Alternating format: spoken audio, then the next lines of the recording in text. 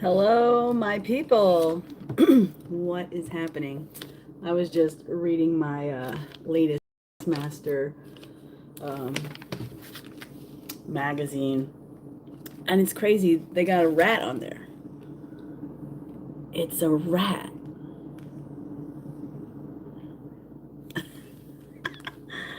What's happening, Bassmaster? Rats and spiders. And that looked like a wake bait.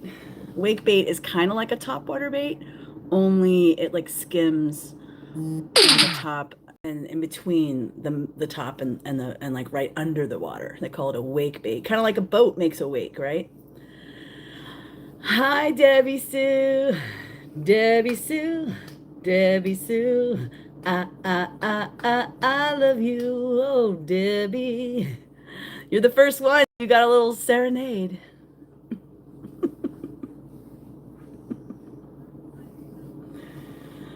Howdy, Dad. Howdy. Cool. So we are gonna let the chat kind of fill up. That's right. You're the first one here. I think I might make it a tradition. Whoever's here first gets their own personalized AllyG smash up song, where I take a song that's everybody might know or doesn't, and change the words. Do you ever do that when you're a kid, or just now? I love to sing, and I'm a songwriter, and I love to, take different songs and make them my own. And this one guy that I listened to, he actually did a thing on YouTube where he opened up a verse on one of his songs. So he sings the song in the beginning, and then he lets you try out, and then you put your stuff on the YouTube, and then he picks the winner. Now I didn't do it because it was kind of like a rap, and I'm not really like a rap star. But I did get my sister. She likes to write the rap stuff, and she tried it out, and I don't. Hopefully, good luck to her.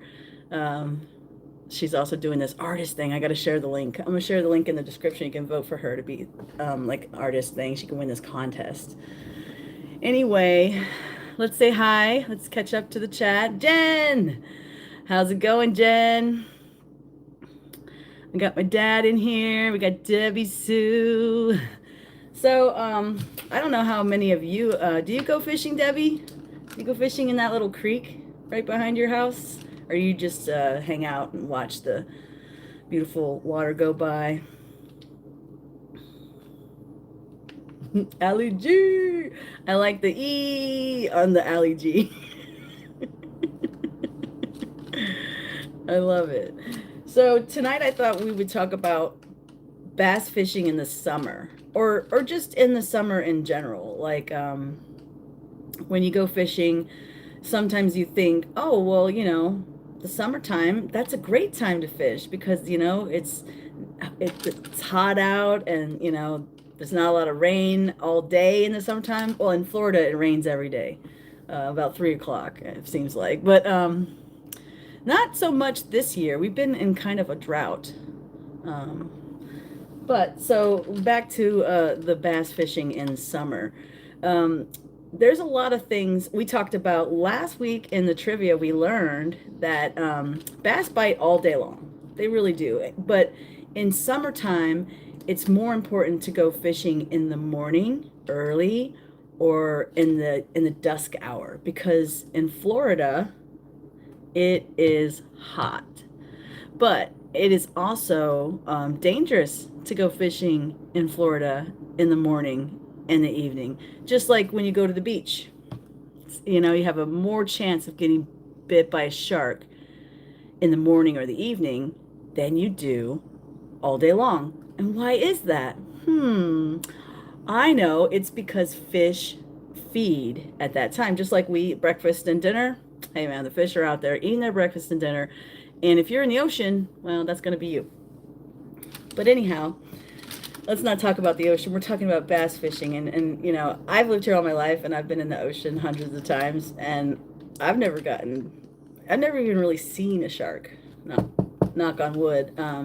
I saw them. I've seen them when I'm not in the water several times. Like I saw one that was right by the shore, and it almost looked like he was going to beach himself, but I'm pretty sure he was hunting down those glass minnows that swim in the shallows, and he got a little too shallow. He got a little too big for his britches. But we're not catching sharks, and we're not fishing in the ocean. I was just giving an example. If you just got here, Mike or Chris or the chat is filling up. Hey, everybody, have fun in nature. Hey, Brian, or is it Tiffany? Or is it both? That'd be neat. I hope you had a good power nap. I was on a live with you guys earlier, and you were like, I'm leaving. I think I want a nap. And I had a nap today, too. And so, hey, Kathy. I talked to Debbie, and she, Debbie, I got Debbie on the brain because she was first here. See, Debbie's got special AllyG thoughts over here. But not Debbie. I talked to Sally D, Kathy, and she's going to be sending you or driving to you. I don't know when, because she's got a lot of plans this weekend. If she's here in the chat, she can tell you, but get with her, and I'm going to get that mug. I want that mug. It's so cool. I'm going to get one too. All right. And anybody else that wants one should email Sally D, Sally D's Reality, and I will put that in the description. Like I said I was going to do last week, I'll actually do it this time. So, now yard work. Boo. I don't, well, some people like yard work, but I think of yard work like mowing, like weeding, and like the not fun stuff in the yard. But some people say that yard work is like gardening too, but I think planting and like tending to your garden is I don't know, it's better than yard work, right? Is that considered yard work? I don't know. Comment below, let us know in the chat. Do you see that big worm?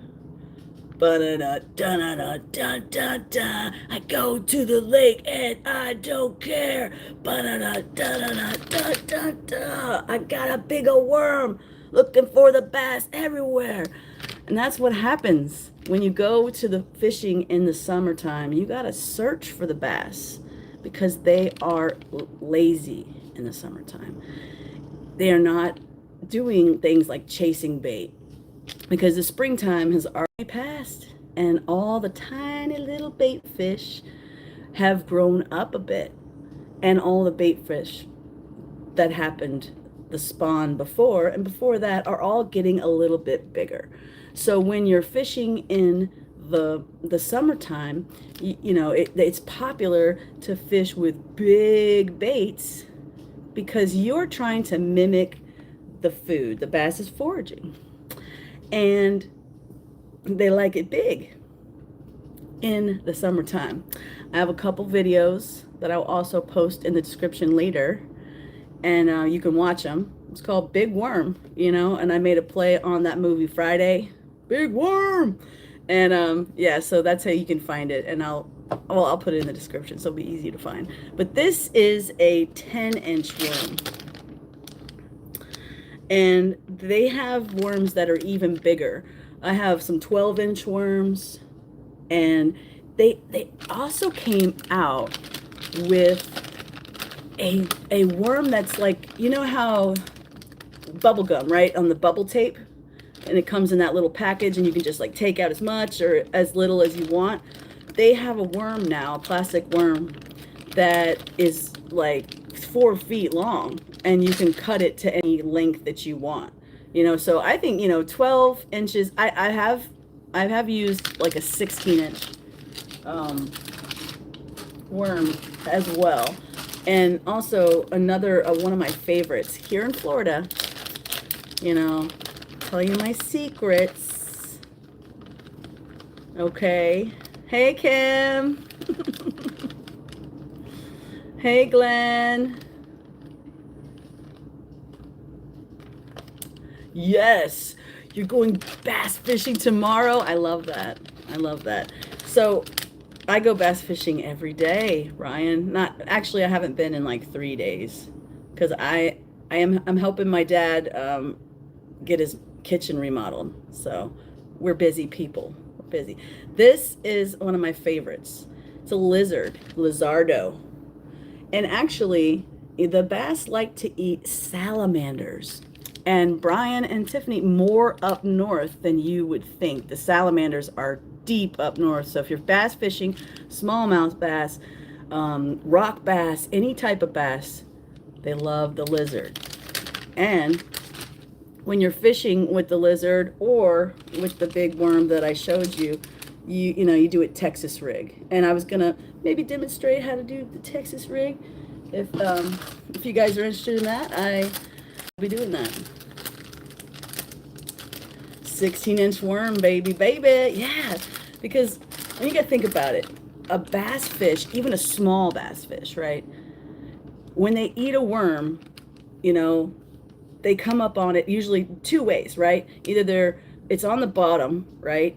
And it's resting and you have a weight on it and it's like hanging out in the bottom, and it kind of looks like something is eating a little bait fish that's eating on the bottom of the water. And then other times when the way you have it rigged, it'll be on the bottom and they'll come up to it and they'll scoop it up instead of they don't use their mouth to scoop it and get dirt in their mouth and all that stuff. No, they just come close to it and they suck it in with a vacuum. So if you have a big worm, then that bass is gonna be a big bass usually, but little bass eat big worms too, more than you'd think. But the main point is they suck that worm in, and if it's a big worm, then it's gonna hit that thing aggressively. The bass is going to annihilate that thing. So that's what you want, because once the bass has the bait in his mouth, and you have a very small window to set the hook and not get the hook in his belly. So there's a thing called gut hook, and you don't want that. And how that happens is when you play around with the bass before you let him eat it. Like a big fish in the ocean, you kind of want that to happen because their mouths are way harder. They've got freaking teeth and all the kinds of stuff that prevent you from, so you let them take it a little while, and they're bigger in some cases than the bass. But the bass is just as soon as you hit it, he's going to feel that that's not what he was looking for, and you have about, I don't know, I don't want to say 8 seconds because that's like a bull ride, but there's 3-second reaction to where you feel the bait, right? Or maybe even one, you feel the bass eat it and he feels that it's not what he wanted and he's like, no. So you have to bam. But if you don't notice him eat it and he swims away with it, you see your line going down the way and you're like, what? But you didn't feel a bite. He might be having it in his gut because they swallow it. That's what they want to do. They want to swallow it and swim away. So you want to set the hook immediately, and having a big worm, it helps prevent, I think, gut hooking. I don't know how. A smaller bait is easily swallowed, quicker, I guess. I don't know what it is, but in my experience, big worms, I don't gut hook fish very often because I have cat-like reflexes. No, I'm just kidding, but it happens. It happens sometimes. And what do you do when that happens, right? Well, you don't want to force the hook out if it's way down in there. You want to just cut as much of the hook off as you can. And if you can see the barb and the barb's not stuck, in there, or the tip of the hook, then you can cut it and just take it out. But sometimes it happens. But generally, I don't put the fish back. If I gut hook them, I eat them, because it's only it's a very small chance that they'll survive. And once you gut hook them and they're bleeding like crazy, it's no bueno. All right, what we got? You're so knowledgeable. Oh, thank you. I fish a lot, and I love fishing, and I love sharing my fishing knowledge, because it's kind of taboo before YouTube fishing. You don't tell people how to catch fish, but I don't tell you all of my secrets now, but I will share the knowledge. So big worms, right? And my favorite worm to use, I like all of them really, but there's so many different kinds of plastic worms. right? And this one is another big version. Like it's super big. And I have a smaller one, I think, here. And this is a great worm because you can use it with a hook or without. You know, oh, that's my special. Is Sally here? I don't know. She wasn't feeling good today, so she might not be here. But I made a special Sally D worm because I put a pink worm in the bag with these purple worms, and it turned like her favorite color, purple. Like, so that's a Sally D worm. I'm gonna try to fish with that. To make her feel happy. We'll make a little video for Sally D. All right. See the difference? So this is the big version, and they call it the Magnum speed worm. And this is just a regular guy. So you see the tail there? Those tails, when you swim it into the water, you can do it on the top of the water and swim it on the top. You can do it in the middle column, or you can put a small weight and put it and do it on the bottom of the water. So this is the most versatile. If you're coming down to Florida to do any fishing, especially because we have grass here, right? In Florida, we got more grass than we got bass. And the cover is dynamic.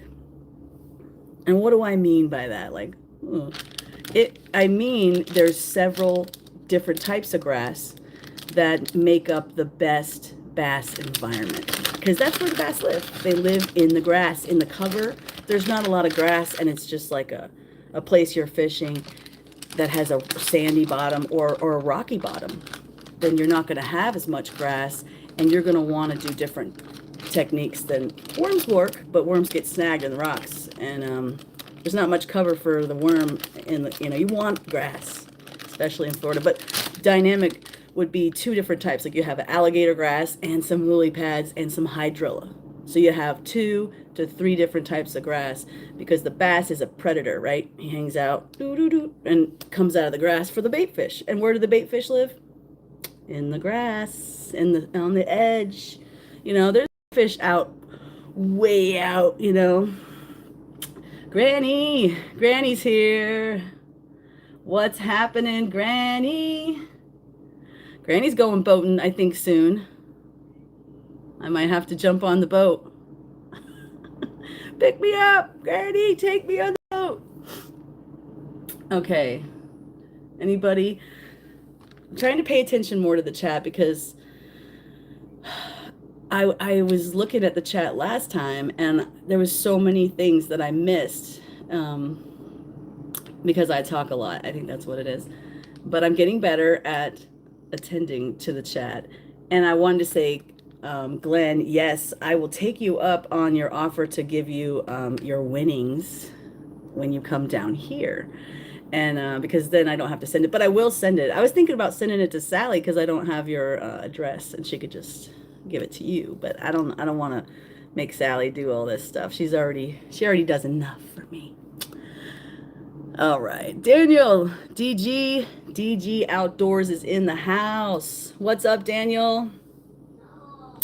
Daniel is one of my best supporters. I have a lot. All of you here in my community are great. You come and you comment on my fishing channels, and and some of you that I've met in other places don't even fish. And that's very flattering that you're here chatting it up with AllyG about summertime bass fishing, which I totally forgot what we were actually talking about. I think I finished my point on grass and where the bass live, and why you use big baits, because the fish are grown. They're fully grown little bait fish now. In the springtime, they're smaller.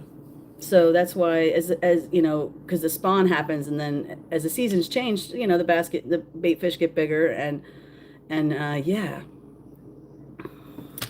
Speaking of big fish and bait fish, I have not finished the video yet. I'm a little bit behind because I struggled, you guys, last month. I tried to do an awareness for autism, Fish It Up Blue, and I am still editing because my editor program like died on me, and then like I got the kitchen remodel, I got like summertime, my son's birthday's coming up. Oh my gosh, birthday. And you know, I'm planning all these things and it just gets away from you, right? But let's see. I'm getting sidetracked for serious. Okay, so we went over big worms, all that good stuff. Who's in the chat? Let me calm down. My brain is going so fast. There's so much stuff I wanted to accomplish. And, you know, I don't write lists. I'm learning that lists are beneficial. The only time I write a list is like going to the doctor to ask my questions or like the grocery store. I mean, but this year I've been writing down goals. I don't have a vision board and I don't think I ever will, but maybe, you know, maybe I'll put a big bass boat on the wall and you know, some trophies for some tournaments. That's what I really want to do, is get into tournament bass fishing. But you know, it costs money. I looked it up, and in some cases you have to be part of a charter. And a couple different bass fishing charters tried to recruit me and reached out and was like, there's two big ones here in Brevard County, actually, like just fishing charters in general, like all types of fishing. And I was thinking about joining one of those and then getting into that. But then I looked it up on ChatGPT and see what did ChatGPT have to say about it. And he already said what I already knew, is, you know, you just show up at, you know, lakes and places where they have contests, and you can be a co-angler if you don't have a boat. So that's a way to kind of start getting into tournament fishing if you don't have a bass boat. I also thought about just doing some competitions from the shore. There's a lot of online competitions. There's a couple of bass channels that I watch. Tyler's Real Fishing and Debo's Fishing and a couple others. And they do some, you know, tournaments and stuff, but they also use kayaks. And again, I don't have a kayak, and I don't know, like I used to have an inflatable boat when I was younger, and we had a little trolling motor on it, and we take that thing everywhere, my two buddies and I. It was called the Fish Hunter, but that's the only boat that I ever had. And but having a boat, you learn. Well, my uncle had a speedboat, so I've driven boats and grew up with boats, but I never had my own boat. But when you have a boat and you're bass fishing, it's interesting, because when you're on the shore, you're fishing, you're almost fishing backwards. It's almost like playing a mandolin versus a bass guitar. You know, you're targeting where the bass live, which is the shore. But when you're in a boat, you're in the middle of the water targeting the shore. But when you're on the shore, then you're targeting it from the shore. So it's like you how to explain it? It's like you go more horizontal, because, you know, there's a strike zone. So when you're in a boat, you can just float along the shore and just continuously, you know, throw in your bait, you know, however many times you want, and just kind of float and go as you know, and hit different points of the shore as you're going along. But when you're on the shore, you're impeded by, you know, reeds, obstacles, laydowns, all these things, and you're fishing it from a different angle, you know. So technically, the advantage of having a boat is where you are in the water, you know. So I feel like if I'm competing, you know, with people who are in the boats, plus I live in the big three. I looked up a ton of these contests, right? And it's almost like I couldn't pick which contest do I do, you know? And this one was like, you know, okay, there's special things because you're in the big three. So Florida, Texas, California. That's where the big bass live. And there's big bass in Indiana. There are, you know, there's big bass in, you know, Montana. Is that what you guys are having fun in nature? I can't remember, but there are bigger fish here in Florida, and there's more of them. Radars, bush camp, yes, tournaments. Yes, yay, Granny. It's all about who you know, not just what you know, right? Oh, Granny, that would be epic. We could go on the boat when in August. They're coming. I think the week of the 11th, 12th, 13th, something in that. I can't remember. We'll have to get together and plan. I know he wanted to go to a pier, and I know where there's lots of cool piers. We can go fish, get some live bait, do some pier fishing, and then also, if you're interested in bass fishing, you know, AllyG knows where the bass are. We'll get Glenn on a big one. We'll get Glenn. Hopefully, he'll catch a trophy. You know, what will probably happen is I'll take Perlman over here fishing, and or Dana, right? And Dana will catch an 8-pound bass, which I've never caught a trophy bass, you know, which is crazy because I fish all the time, and I don't know why. I've caught really close to an 8-pound bass, but not exactly. Salmon, yes, salmon. I want to fish for. That's what I want to do. Is I want to fish for. My nose itches. Trout, or like, you know, the rainbow trout or the brown trout. I've never caught a smallmouth bass. What other bass?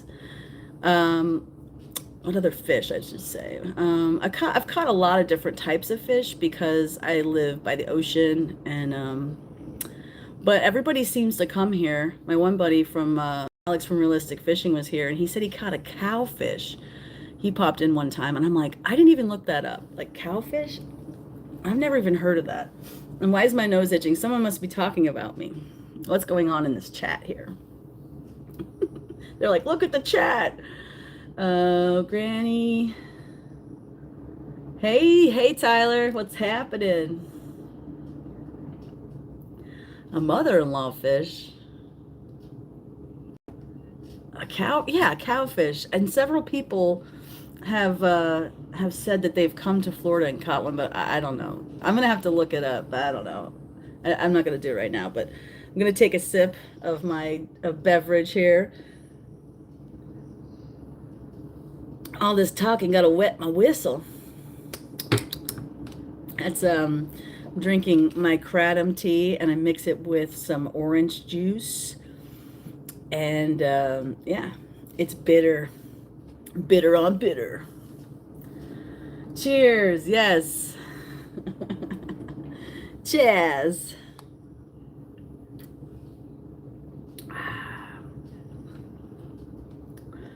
They're ugly but very tasty. Okay, so Granny, you know what a cowfish is, huh? The fish that sheep's head. I think the sheep's head is the ugliest fish ever.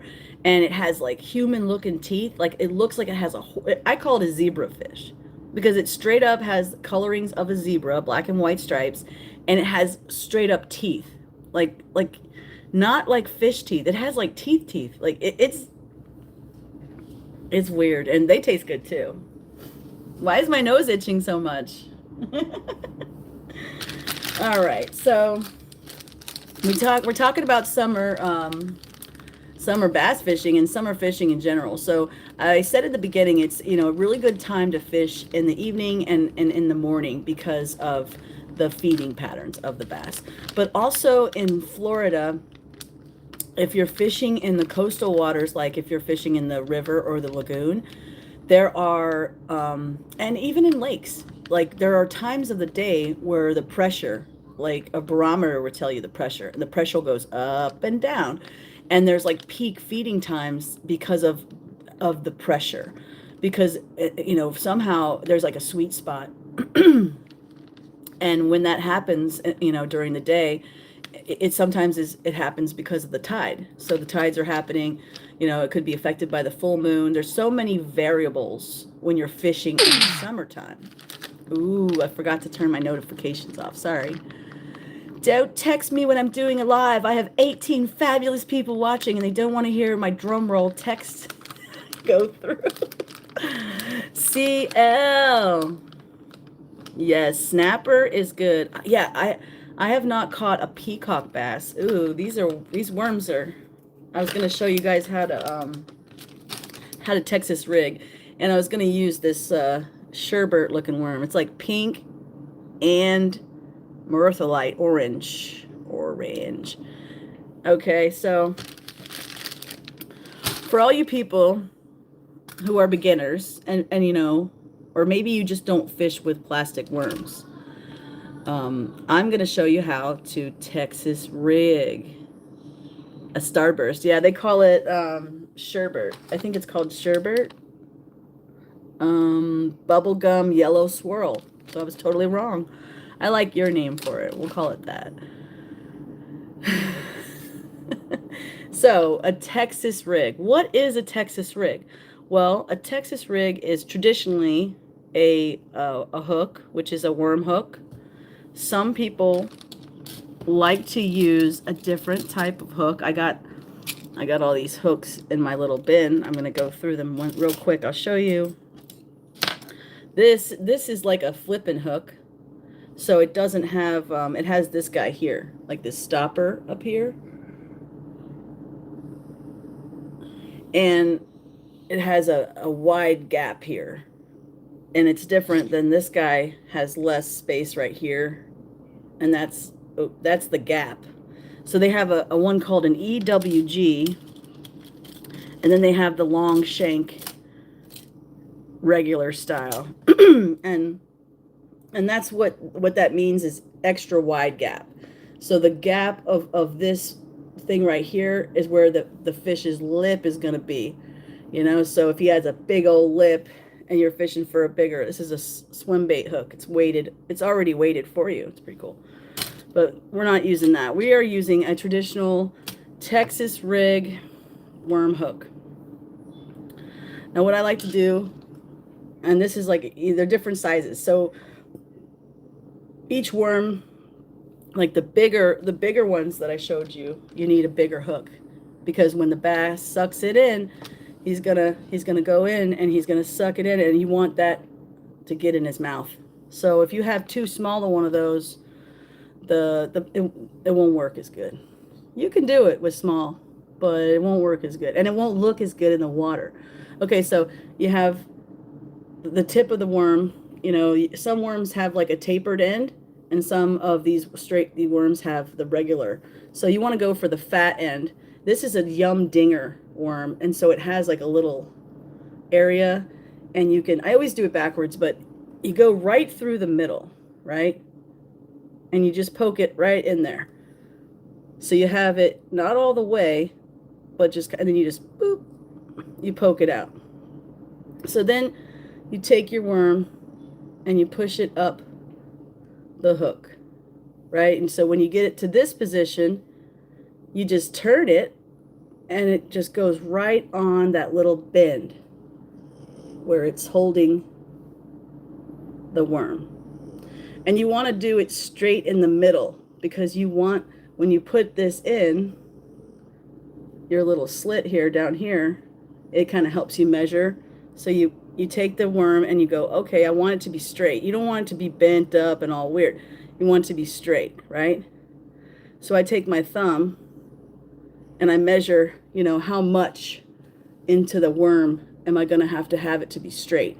So I measure that with my thumbnail, and then you slide the hook right by your thumb, right up. So then now you have it straight as an arrow. Okay? So if this part is bent, you know, then it's not going to swim right. And the bass is going to swim right by it. And they're going to be like, what is that monstrosity over there? It does not look tasty. And then you just skin hook it. And there you go. And then this is where you would tie your line up there. And before you do that, if you wanted to put, if you wanted a traditional Texas rig, you're going to put a bullet weight. And this is the best type of weight, this shape for Texas rig, because the weight's going to sit right here. And then when you, traditionally, you don't peg your weight. A lot of people will put a peg. I like it because there's lots of grass here and it helps, I think, with presentation. But if you don't have a lot of grass, and or you just don't want to use a peg, basically what's going to happen is the weight's going to go up the line, and they're going to, you know, eat this instead of, and they're not going to feel that heavy weight because it's going to fly up the line. But if you don't use, you know, try to use the smallest weight you can get away with, you know, um, is always my opinion. Unless it's really windy or there's lots of movement in the water, then you might want to use a bigger weight. Like if you're in the river, you know, and it's flowing and there's a steady current, definitely need a big weight.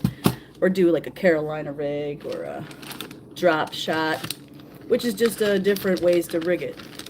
A lot of people just use crankbaits, you know, they got treble hooks on them.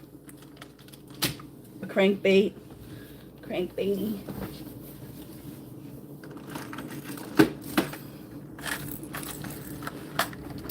Some people just use crankbaits, but I was just using worms like forever, right? But then I started, this last few years when I started my channel, I started to use baits that have treble hooks.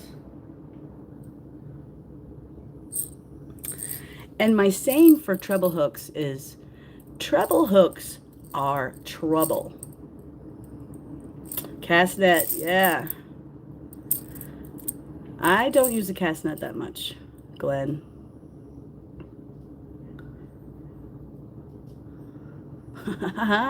So, yeah, I guess Perlman doesn't live far away from the border over there in Canada. CL. Yeah, so crankbaits, right? This one is called a rattle trap. Every day I'm trapping, yo. Just kidding. Rattle trapping.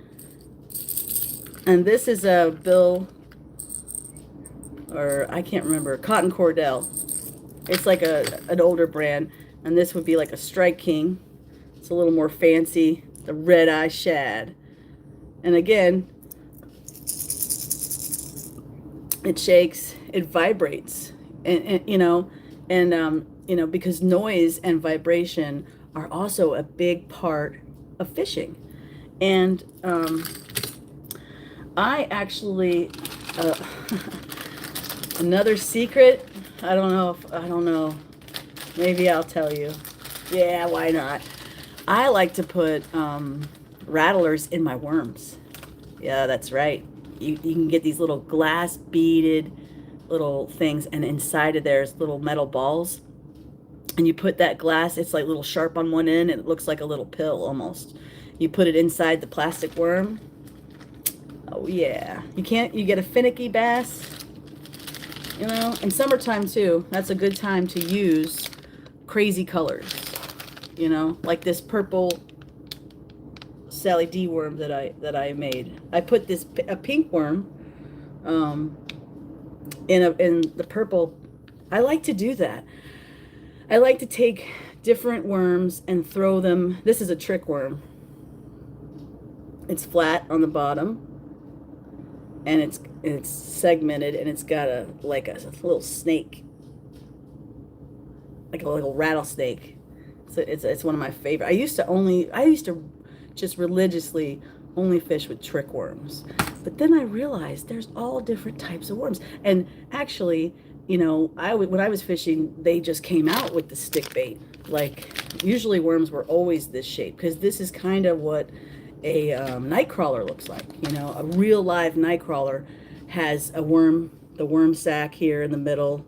It's flat on the bottom, and it's ridged on the top there, and it has a bulbous tail on one end. And that was like the only worm you could get. And then this guy, Gary Yamoto, he came out with the stick bait, and they call them Senkos.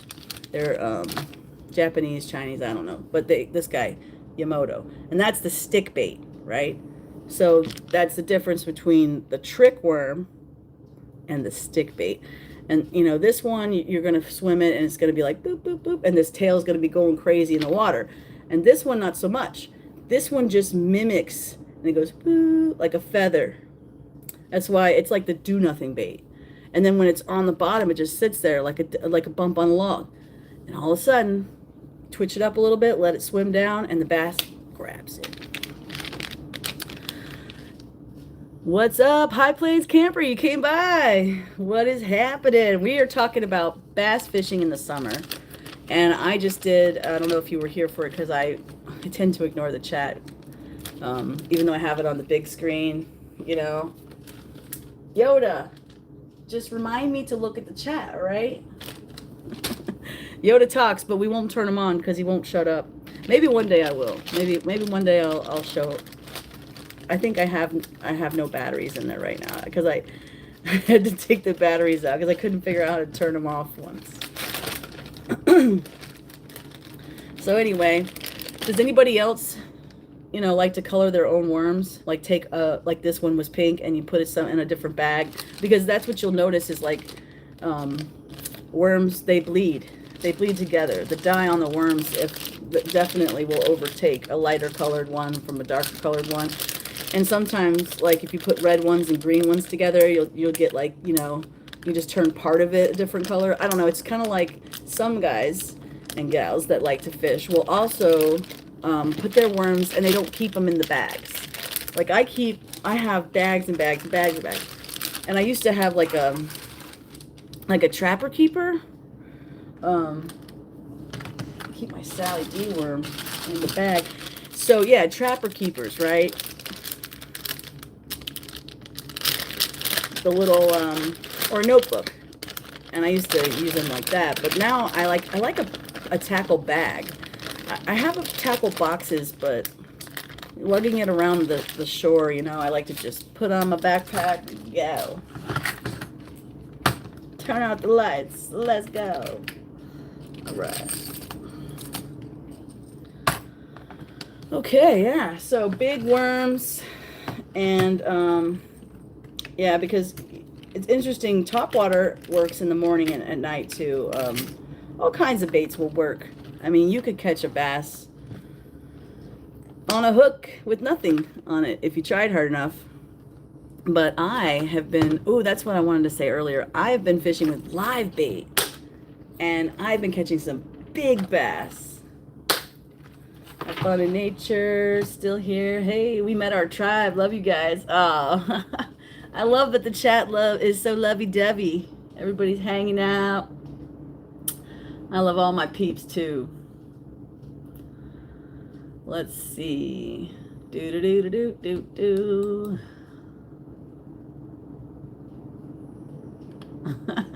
Sheesh. I like that tagline. We should do a live before the trip to go over gear, place, and kind of fishing we will be doing. Hey, that sounds like fun. Yes, yes. I won't steer you wrong, Perlman. We're gonna catch some biggins. Some hopefully, let's see, August. We're gonna be able to catch all kinds of fish from the pier. Some tasty fish. Maybe we'll catch a cowfish if we target it. But see, that's what's hard about ocean fishing, is you just really kind of, I mean, there are specific baits and techniques, and I won't say that there aren't, because there are. But when you're fishing with live bait, well, you know, you put that sucker on there and you fling it out. I mean, it's all about what's schooling up, what's swimming by. I don't want to catch a shark, but we probably will. Would you be, you know, you'll be there, Glenn, so you could help me manage the shark, right? Oh, CL. You've inspired me, you know, to paint with my son. We've been painting more. He painted me this when we went to the beach at our beach little thing. He painted all the little planets up there. You guys can see it. I love Mom. So we've been painting more. Oh, what? Oh, no. Oh, no.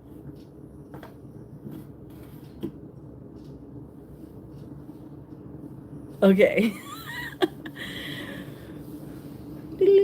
Don't fall. All right. Good evening, Chris. Oh, yes. High Plains Camper I was watching him. He was walking through on a path, and he found a cool fishing spot. He said he's going to go back and check it out. That's the first thing I saw when I saw the creek. I was like, ooh, fishing. Cool beans. I say that too. I caught an 8-foot lemon shark on the beach on Jerky Island? What? Jekyll Island, sorry. At first, I thought you caught it on beef jerky, which I was like, what? So sorry. I need to read the big screen. There we go. My eyesight. I have 20/10 vision, but something about the white text and me talking into the screen, I don't know. It's so distracting. It's just so distracting. All right. Flawless. I like that. Flawless waves. I think it's yeah, we'll just go with it. Flawless. CL is flawless. It's true. It's true.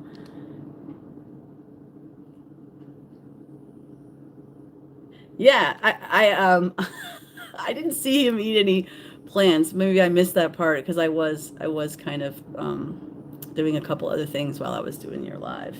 Been trying to edit my videos, but I'm really struggling with my editing right now. I'm trying to get this two of them, the fishing from Fish It Up Blue, and where I saw a really cool eagle, you guys.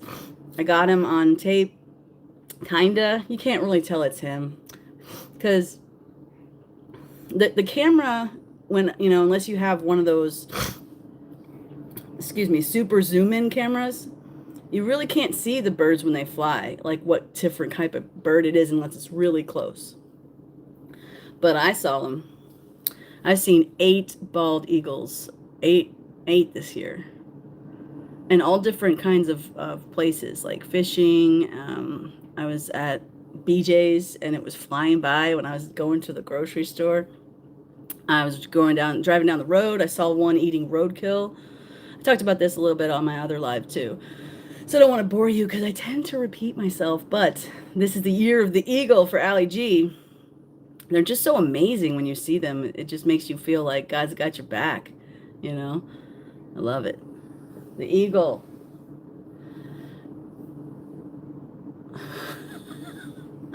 Are there wild carrots? There are wild potatoes here in Florida. You'll be walking down a trail like I go to this one trail. It's along the Econlockhatchee River, and we call it the Little Big Econ for short. But it's a river that runs through most of Florida and along the Florida Trail. This big part of the Florida Trail has the Econ River. And there's wild potatoes out there, and there's lots of mushrooms in Florida. But I love mushrooms, but I am not a forager. I want to learn. Even my husband and I were talking about that, like learning how to forage for things that you need, like weeds. I know a lot about people call them weeds. I call them, just herbs because like there's so many things that grow in your front yard that help with inflammation and different things. Dandelion you can eat. There's so I definitely want to polish up my foraging skills just, for preparedness. I always feel like you never know when you're going to get into a situation. And it's probably really handy, because I can definitely fish, but sometimes you might not have any fishing line or any hooks, so what are you going to do? You can make a spear and try to, do that. But, you want to be able to do other things, besides fishing. I'd like to go hunting more, but I never really got a chance to go hunting. But I feel like there is a huntress inside the old AllyG. I could definitely, shoot some stuff. I'd like to try one day before I get too old. You know what I'm saying? You know what I'm saying? So mushrooms, yeah, I don't know how many mushrooms there are here in Florida, but there's lots. But just like snakes, isn't that tricky? Tricky. Like snakes have a counterpart of like poisonous snakes and like non-poisonous snakes. They look the same. So it's like, you got to really know your stuff with mushrooms because they have, a mushroom might look exactly the same as this other mushroom that's going to kill you. And there's only like one or two things that you can look at to know, So to me, foraging kind of makes you feel alive because if you eat that thing and you're not right, boy, you might not be alive. So It's exciting. Living on the edge. You can fish with melanin seeds. Shh, don't tell anyone. Ooh. Huh. That's interesting. Yes, and my great grandmother had a secret to catching bluegill that my great grandfather, God rest his soul, probably never found out about because she kept it pretty tight lipped. And it's an old Florida secret. And, you know, I don't think I'm going to share that one just yet because, yeah, I don't know. I'm sixth generation Floridian. I say that, but also my dad is the black sheep. He was the one that messed it all up. So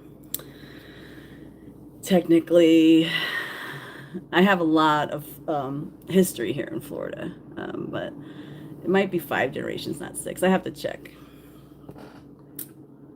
We go back, way back. Let's see. High Plains camper. I say I've been there, done that. Red Rocks, great times. Red Rocks. I've seen some cool. There's an amphitheater named Red Rocks, and I've been there. And that place is cool.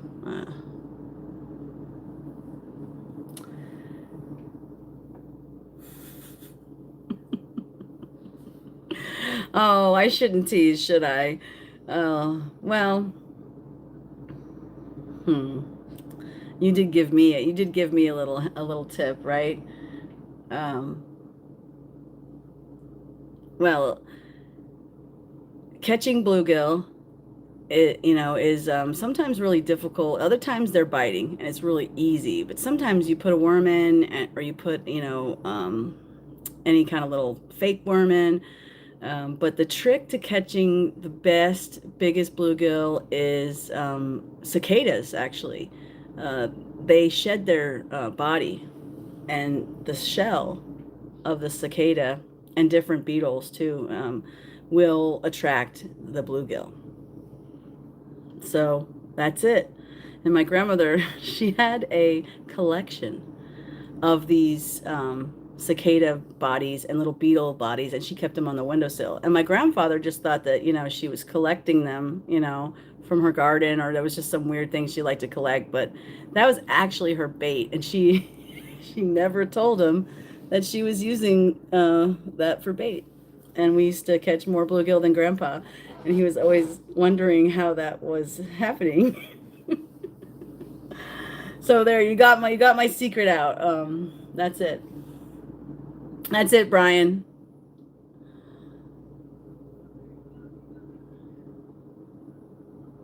Yes, yes, Kimberly. That's why I love the eagles. There's so many cool verses in the Bible about God's protection, and that the eagle represents that, and his beautiful creation will speak to you. You can see it. It's all around.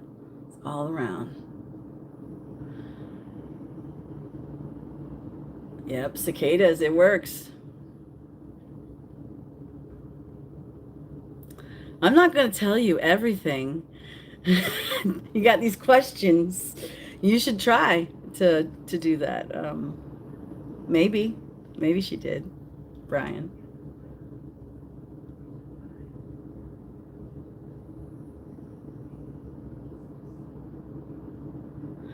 Yeah, hogs. Oh yeah. We have a lot of hogs. I've eaten a lot of wild boar here in Florida. I saw some on the side of the road. My mother and I were driving, and there was a whole family. There was like a mama hog and a daddy hog, and they had like 9 or 10 of those little baby hogs. And I'll tell you what, those things are mean. And you guys know my story. I don't know if you do. I have a video where I talk about my buddy David Stuckey is my hero. Um, you can watch the video because I don't want to get sad and talk about it because he recently passed. But it's a cool story about a wild boar, and that's all I'm saying about that before I get teary-eyed. Sounds awesome. You're fun. Your face is fun, Tiffany. He drives a log truck and they are in the woods early in the morning. Yep.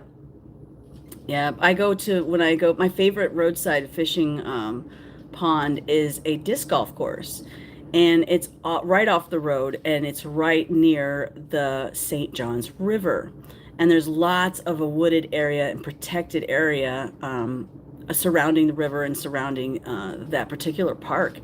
And this year, the wild boar, they dug up the whole side of the bank. So it was treacherous all spring, because it was all, uprooted. And the ants, oh, the ants were so bad.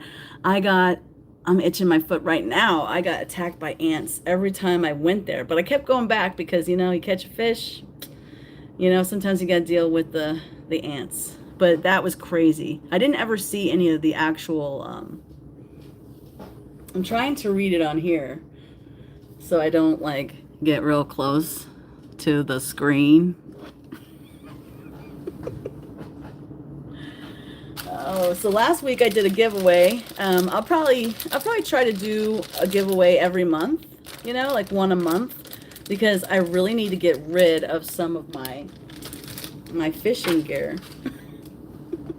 I was thinking about holding my own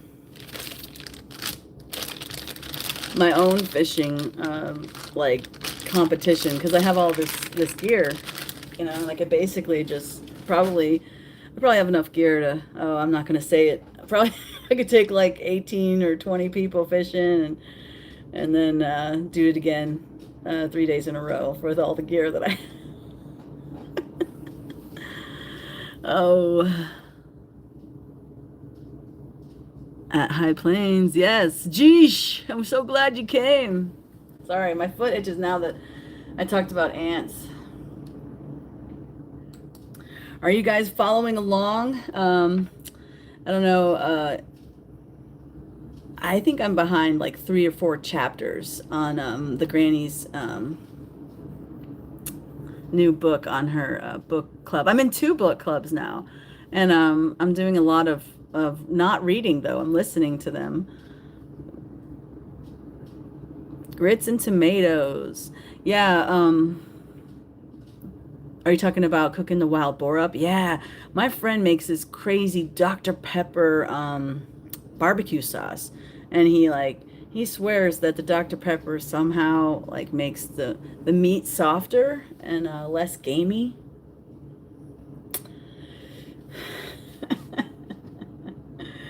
Sheesh. Oh yeah, I can be in the chat too. Hi, chat. I've never done that before. It's a new thing. Oh, yes, wild boar. They're not around as much in the summer, but I don't even know if you really have to have a license to hunt them here. I'm not sure about that because they're kind of a pest, and I think that they like people to hunt them. They might even give you a temporary pass if you try to. Like, oh, I don't know how that works. Grits. Do do do do.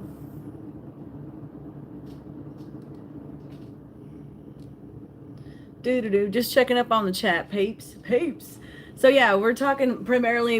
I get sidetracked. I mean, when the wind blows over here, but I'm talking about bass fishing in the summer, and for me, I have not caught a lot of fish on top water baits. But I would really like to. I got some cool spots. If you watch my videos, the hidden spot where I tell that story about David Stuckey and the wild boar, that you can go watch. I tried this frog, this crazy frog, and I got this frog. And look at those hooks. It's double hooks.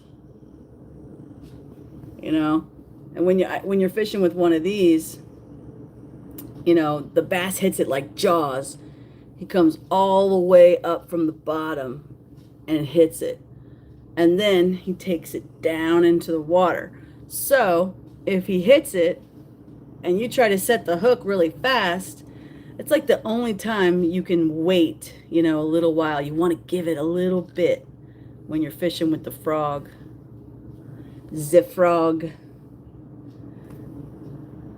So yes, to sum it up, we talked about summer bass fishing, and that's what I'm going to do is I'm going to try to catch me a frogfish this summer. Yes, sorry, Bob. Everybody has a frogfish catch, but AllyG, and I want one. Yes, I do.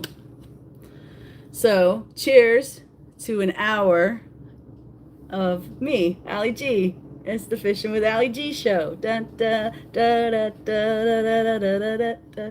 And next time, it's, you know, this is a new month. Did I do the giveaway at the end of last month? So maybe there'll be another giveaway soon. Right? Oh yeah. It's crazy. Like I've had a lot of blow-ups on the fish. I actually had a tarpon hit my frog, my topwater frog, and I hooked him. And a tarpon is like, it's like riding a bucking bronco. They come out of the water and they're flipping around and they're strong.